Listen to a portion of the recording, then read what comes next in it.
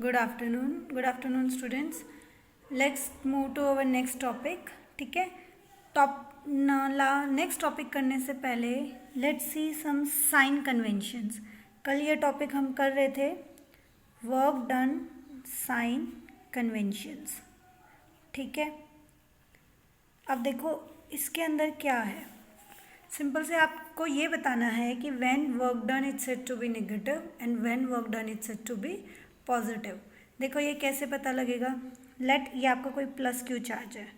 ठीक है, ये इलेक्ट्रिक फील्ड का फोर्स कहाँ होगा, in the same direction.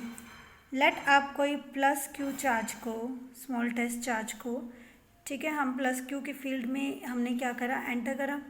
Okay, now this is positive, what will happen, there will be a repulsive force. यहाँ पे क्या लगेगा, एक रिपल्सिव फोर्स. ठीक है, बट हमें क्या करना है, we have to push this charge in the towards this plus q charge. इसका क्या मतलब है कि we have to do some external work done. ठीक है, अब आपने अगर एक्सटर्नल वर्क डन किया, उसके लिए कुछ फोर्स अप्लाई करोगे. ठीक है, अब एक्सटर्नल वर्क डन जब आप करोगे, लेट F W, वो क्या होगा, जो फोर्स आप एक्सटर्नल अप्लाई करोगे और जो उसने स्मॉल डिस्प्लेसमेंट करी. क्लियर. ठीक है, अब आपको पता है F एक्सटर्नल, ओके, वो पॉइंट हम बाद में देखेंगे. हाँ जी, वर्क डन में क्या होता है, this is cos theta. Clear, ये आपको पता ही है. This is dot product between force and displacement. Okay, अब आप फोर्स कहाँ, एक्सटर्नल फोर्स कहाँ अप्लाई कर रहे हो इस चार्ज पे, इस डायरेक्शन में. डिस्प्लेसमेंट भी कहाँ हो रहा है, इसी डायरेक्शन में. इसका क्या मतलब है कि थीटा इज 0 डिग्री. इसका मतलब वर्क डन इज पॉजिटिव, क्योंकि ये क्या हो गया 1. ठीक है, ये दोनों की मल्टीप्लिकेशन पॉजिटिव. इसका मतलब क्या है बेटा, ध्यान रखना, जब भी रिपल्सिव फोर्स होगा, चाहे प्लस क्यू हो, चाहे आप यहाँ माइनस क्यू ले लो. देखो इसकी वजह से इलेक्ट्रिक फील्ड की डायरेक्शन क्या होगी, इधर. अब यहाँ पे आपने कोई माइनस क्यू चार्ज लिया. अब इस माइनस क्यू चार्ज को हमने फील्ड में एंटर करा. This minus q charge will experience some force. ठीक है, इलेक्ट्रोस्टैटिक फोर्स. ठीक है, लेकिन कौन सी डायरेक्शन में, आपकी इस डायरेक्शन में. क्लियर. ओके, ठीक है, क्योंकि ये इसको रिपेल करेगा. Now what we have to do, we have to push this charge towards this minus q charge. For this we have to do some work. ठीक है, तो जब आप इसको इस तरफ मूव कराओगे तो we will apply some external force. Displacement भी किस डायरेक्शन में होगी, इसी डायरेक्शन में. मीन्स कि अगर मान लो आपने इस चार्ज को ए पॉइंट पे मूव करना है, तो then we have to push this charge in this direction. On the same way, अगर आपको इस चार्ज को इस ए पॉइंट पे मूव करना है, तो then we have to push this charge in this direction. But force is applying on this direction. इसका मतलब कि डिस्प्लेसमेंट एंड एक्सटर्नल फोर्स की डायरेक्शन दोनों केस में क्या है, सेम है. तो थीटा कितना हो गया आपका, 0 डिग्री. तो for this case your work done is said to be positive. तो always keep in mind, for repulsive force work done is positive. हमेशा ध्यान रखना ये चीज़. ठीक है, अब नेगेटिव के लिए देखो बेटा, मान लो ये प्लस क्यू चार्ज है. This is your first case, this is your second. ठीक है, ये प्लस क्यू है. इसकी वजह से इलेक्ट्रिक फील्ड और इलेक्ट्रिक फोर्स भी कहाँ होगा, इसी डायरेक्शन में. अब माइनस क्यू चार्ज को आपने ए पॉइंट पे क्या करना है, मूव करना है. ठीक है, दोनों के बीच में फोर्स कैसा होगा, अट्रैक्टिव. क्लियर. अब ये माइनस क्यू इस प्लस क्यू की तरफ बहुत जल्दी, बहुत एक्सेलरेट होके इसकी तरफ भागेगा.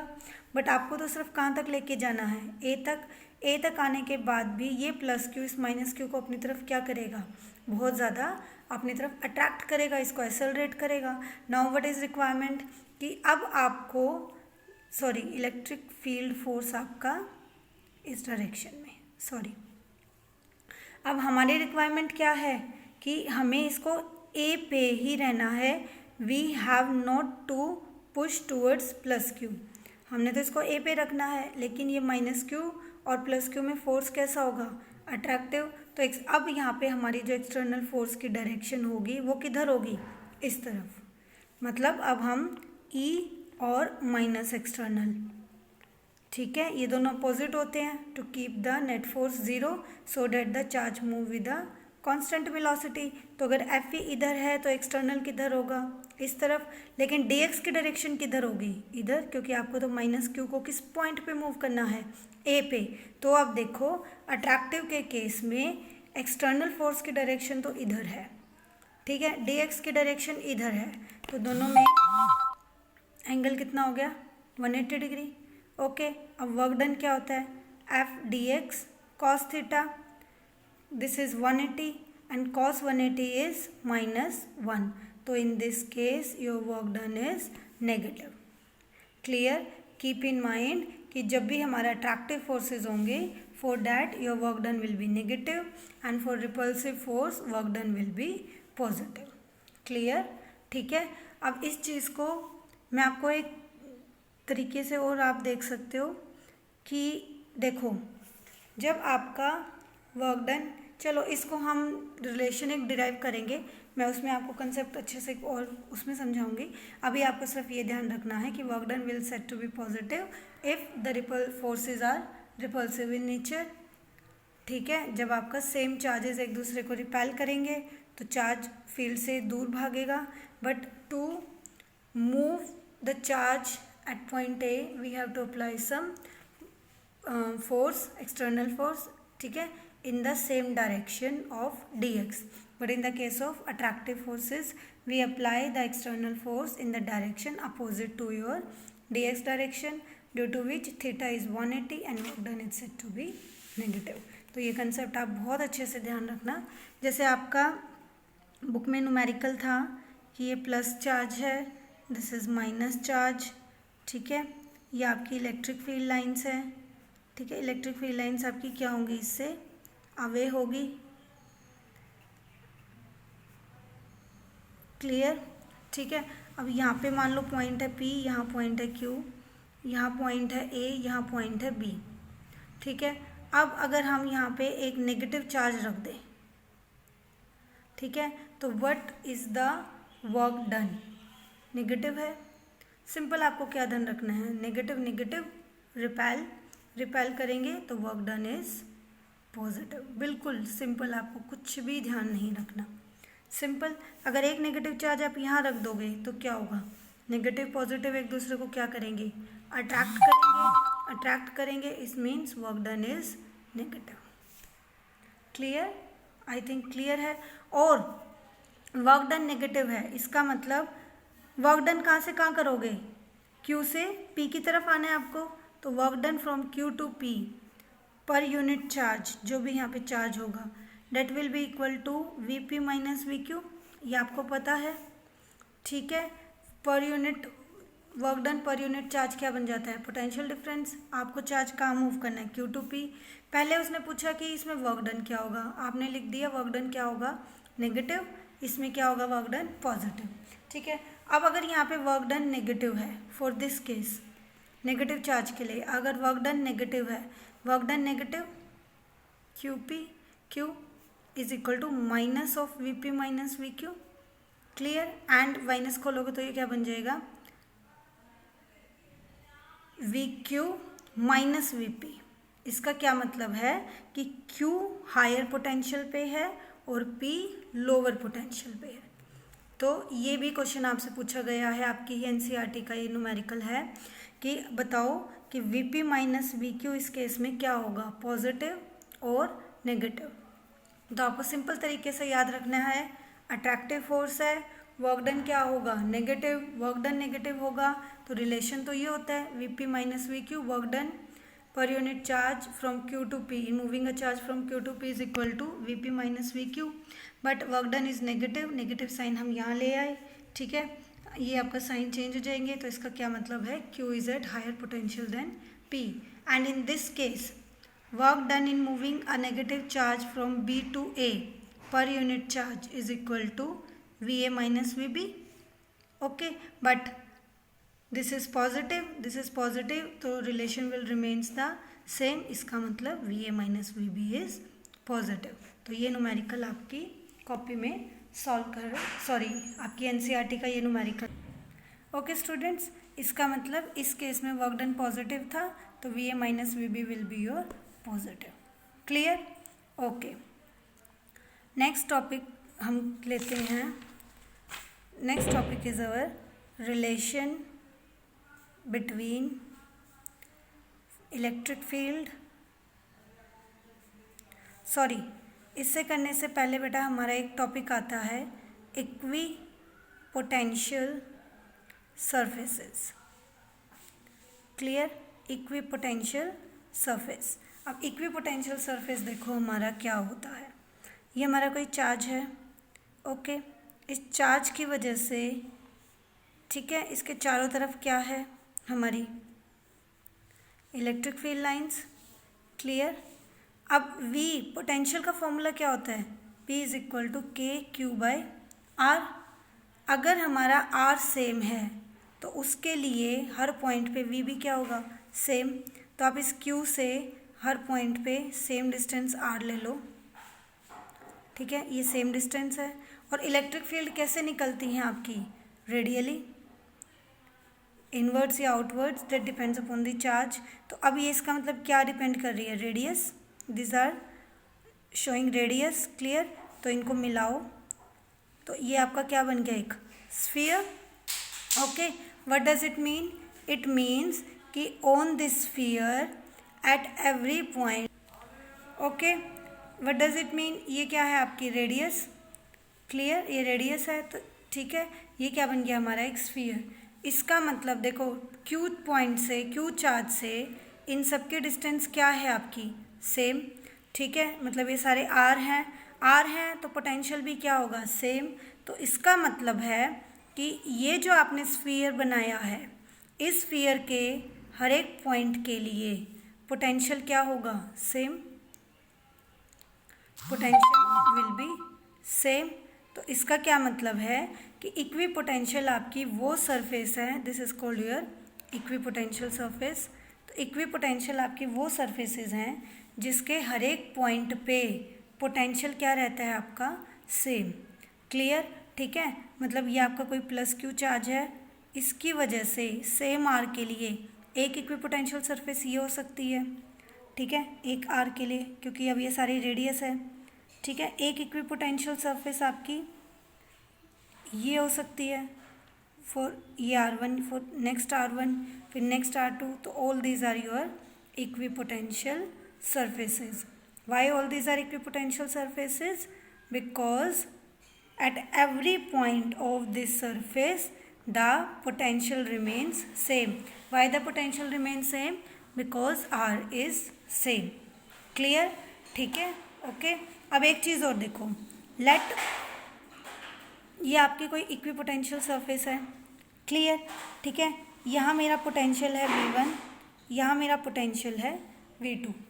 ठीक है, मैंने किसी चार्ज को ये पाथ लेके यहाँ तक पहुँचाया 4.122.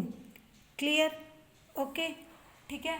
अगर अब आपने कोई पाथ लिया है, ठीक है, चार्ज था यहाँ पे, उस चार्ज को इस पॉइंट पे पहुँचाया है, तो इसका मतलब आपने कुछ फोर्स अप्लाई किया होगा. क्लियर? अब फोर्स अप्लाई किया है तभी चार्ज यहाँ पहुँचा है, तो इसका मतलब कुछ डिस्प्लेसमेंट भी हुई है. डिस्प्लेसमेंट V1 से V2 क्या होगी? This one is the displacement, that this is dx. तो इस केस में वर्क डन क्या होगा? जो भी फोर्स आपने अप्लाई किया dot dx. Clear? Okay. Okay student, what would be the work done? Force into displacement. ठीक है, and work done per unit charge, जो भी चार्ज आप यहाँ ले रहे हो, that will be equal to V2 minus V1, क्योंकि आप कहाँ से V1 से V2 तक चार्ज ला रहे हो, तो वर्क डन तो होगा from 1 to 2, that will be equal to per unit charge V2 minus V1. But this is an equipotential surface. For this surface V1 is equal to V2. तो V1, ठीक है, तो ये क्या बन गया आपका? W from 1 to 2 upon Q is equal to V2 minus V1. But for an equipotential surface, for an equipotential surface, एक इक्विपोटेंशियल सरफेस के लिए V1 is equal to V2. Okay, V1 is equal to V2. तो what would be the work done? Equal to 0. Charge can not be 0, इसका मतलब work done is equal to 0। तो बहुत ज़्यादा important ये जो आपका निकला है कंसेप्ट कि for an equipotential surface work done is 0। Equipotential surfaces के लिए एक चार्ज को एक पॉइंट से दूसरी पॉइंट तक मूव करने के लिए we need not to do some work. क्यों? ठीक है, because potential is same and if potential is same what does it mean कि चार्ज विल नॉट मूव। इसका मतलब इक्विपोटेंशियल सरफेसेस पे charges do not move, charges move नहीं करते। ठीक है, charges always stay over the surface, charges surface के ऊपर ही स्टे करते हैं। तो ये हमेशा ध्यान रखना, चार्जेस मूव ही नहीं करेंगे क्योंकि बेटा पोटेंशियल क्या है, सेम है। ठीक है, क्लियर। अब अगर पोटेंशियल सेम है वर्क डन क्या होगा, 0 होगा। तो इसका मतलब चार्जेस वहाँ पे मूव नहीं करेंगे। ठीक है, अब देखो मान लो यहाँ पे ये इक्विपोटेंशियल सरफेस है, लेट यहाँ कोई चार्ज है, क्या ये चार्ज यहाँ मूव कर रहा है? नहीं, because it is an equipotential surface. Clear, जो पोटेंशियल यहाँ है वही पोटेंशियल यहाँ है। ठीक है, और बेटा ये मैं आपको नेक्स्ट डेरिवेशन में बताने वाली थी, ये पॉइंट सिर्फ अभी के लिए आप बस एक चीज़ ये ध्यान रख लो, बाकी नेक्स्ट में मैं आपको बताऊंगी। Charges always moves from higher potential to lower potential, charges from higher potential to lower potential, ये हमेशा याद रखना। इसका एग्जांपल आपने ये भी देखो, ध्यान से देखो, ये चार्ज है प्लस क्यू इधर मूव कर रहा है, तो इसका मतलब ए पे पोटेंशियल ज़्यादा है या इस पॉइंट पे पोटेंशियल ज़्यादा है, आप खुद सोचो। बेटा देखो ये डिस्टेंस r1 है, ला कहाँ से रहे हो, r2 distance is greater than r1। ठीक है, r2 ज़्यादा है r1 के लिए, तो v2 is less than v1। तो इसका मतलब चार्ज कहाँ मूव करा, दिस इज r1। ठीक है, r2 आपकी क्या है, r1 के लिए बड़ा है, तो इसके लिए पोटेंशियल मैंने मान लिया। ओके स्टूडेंट्स, इसका मतलब r2 is greater than r1, तो r2 के कॉरस्पॉन्डिंग पोटेंशियल क्या होगा, कम होगा, इट विल बी v1। तो इसका मतलब v1 और यू में से va वट एवर जो पॉइंट आपने लिया है reference, this is at higher potential, this is at lower potential. ठीक है, तो आप एक्सटर्नल वर्क डन की बात छोड़ दीजिए, तो चार्ज आपका कहाँ मूव करेगा, इस साइड। ठीक है, तो चार्ज इसकी वजह से रिपेल ही हो रहा है इस डायरेक्शन में। क्यों हो रहा है, because it is moving from higher potential to, ठीक है, moving from higher potential to lower potential. तो ये आपको हमेशा याद रखना है। बाकी अभी हम नेक्स्ट में डेरिवेशन भी करेंगे, उसमें इसका आपको प्रूफ भी होगा। इसका मतलब charges always move from higher potential to lower potential, but potential अगर सेम है तो चार्जेस कैन नॉट मूव। अब लेट, ये डेरिवेशन ऑलरेडी हम कर चुके हैं। ठीक है, लेट थीटा जो इलेक्ट्रिक फील्ड है वो इस इक्विपोटेंशियल सरफेस पे कुछ थीटा एंगल बना रही है, क्योंकि अगर ये आपका प्लस क्यू चार्ज है, इनसे सबसे क्या निकलती है आपकी इलेक्ट्रिक फील्ड, तो इन्हीं इलेक्ट्रिक फील्ड पे ही आप क्या बनाते हो, इक्विपोटेंशियल सरफेस। तो लेट ये इक्विपोटेंशियल सरफेस अब आपकी कोई भी एंगल बना रही है theta with electric field. Electric field जो है आपकी वो इस इक्विपोटेंशियल सरफेस पे कोई भी एंगल बना रही है। ठीक है, तो इसके दो कंपोनेंट हो गए, this component will be E cos theta, this will be E sine theta. ठीक है, फोर्स कौन से डायरेक्शन में होगा, हाँ जी force, this is equal to Q E, Q E की जगह कौन सा कंपोनेंट आ गया, Q cos theta. But force क्या ई कॉस थीटा के डायरेक्शन में चार्ज मूव कर रहा है, नहीं, तो इसका मतलब इस डायरेक्शन में कोई भी फोर्स नहीं लग रहा, फोर्स इज ज़ीरो। इसका मतलब Q E cos theta is zero, this can't be zero, तो इसका मतलब थीटा इज़ 90 डिग्री। यहाँ से आपकी एक और बहुत बड़ी जो कंसेप्ट निकला कि electric field lines are always perpendicular to the equipotential surface. जो आपकी इलेक्ट्रिक फील्ड लाइंस हैं they are always perpendicular to the equipotential surface. आप सबसे पहले कोई भी चार्ज है या कोई भी कॉन्फ़िगरेशन है आपकी चार्ज की, पहले आप इलेक्ट्रिक फील्ड लाइंस बनाएंगे और फिर उन इलेक्ट्रिक फील्ड लाइंस के परपेंडिकुलर आप क्या ड्रॉ करेंगे, एक इक्विपोटेंशियल सरफेस। ठीक है, तो यहाँ से आपके दो कंसेप्ट हैं, ध्यान रखना। For an equipotential surface work done is 0। For an equipotential surface electric fields are perpendicular to the equipotential surface, and equipotential surfaces are those surface for which voltage is constant at every point on the equipotential surfaces. Clear?